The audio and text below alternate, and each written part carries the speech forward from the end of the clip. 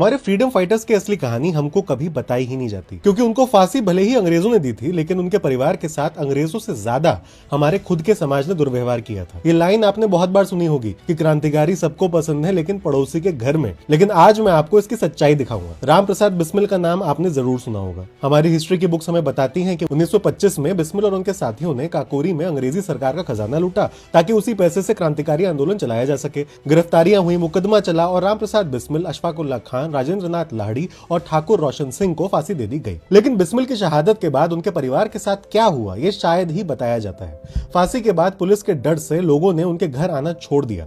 इसी दौरान बिस्मिल के छोटे भाई लंबे समय तक बीमार रहे। इलाज में घर का सामान बिकता गया, लेकिन बीमारी बढ़ती रही। आखिरकार इलाज के अभाव में उनकी मृत्यु हो गई। एक बेटे को अंग्रेजी सरकार ने फांसी दे दी, दूसरा बेटा बीमारी और गरीबी ने छीन लिया। इस सदमे से बिस्मिल के पिता भी टूट गए और कुछ समय बाद चल बसे। फिर लगभग 1 महीने बाद बिस्मिल की बहन शास्त्री देवी भी विधवा हो गई। अब घर में सिर्फ 3 लोग बचे थे, बिस्मिल की बूढ़ी माँ, उनकी विधवा बहन और बहन का 3 साल का बेटा। शास्त्री देवी ने अपने संस्मरण मेरे भाई बिस्मिल में लिखा है कि उनका गुजारा एक छप्पर की कोठरी में हो रहा था। परिवार के पास बिस्मिल के 3 सोने के बटन और पिता के बचाए 200 रुपए थे। बटन बेचकर एक छोटी कोठरी और उसके ऊपर अटारी बनवाई गई। ऊपर परिवार रहने लगा, नीचे का हिस्सा 8 रुपए महीने पे किराए पर दिया गया। लेकिन इतने से भी घर नहीं चलता था, इसलिए शास्त्री देवी ने एक डॉक्टर के घर खाना बनाने का काम शुरू किया। महीने की तनख्वाह थी सिर्फ 6 रुपए। कभी हम तीनों को खाना मिल जाता और कभी भूखे ही गुजारा करना पड़ता। लेकिन पूरे शाहजहांपुर में किसी ने हमारी तरफ ध्यान नहीं दिया। जरा सोचिए, जिस राम प्रसाद बिस्मिल को आज पूरा देश शहीद कहता है, उनकी माँ, बहन और 3 साल का भांजा कभी कभी भूखे सो रहे थे।